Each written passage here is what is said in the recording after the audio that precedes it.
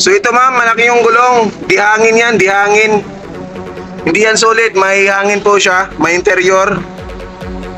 Ayan, bawat isang gulong may shock absorber yan oh. Pati likod meron yan, dalawa. So ganito siya kalaki. Tapos naka leather seat na po yan, may sandalan, may headrest. May basket pa rin po. So yan. Meron pa rin tong shock absorber sa likod, yan oh. So yung gulong niya nasa 10 inches.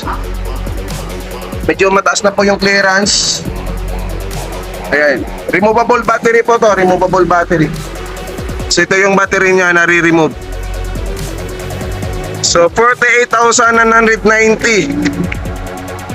Alis 2,000 pa rin po. So maging 46,990. Ayan. So meron na po siyang headlight.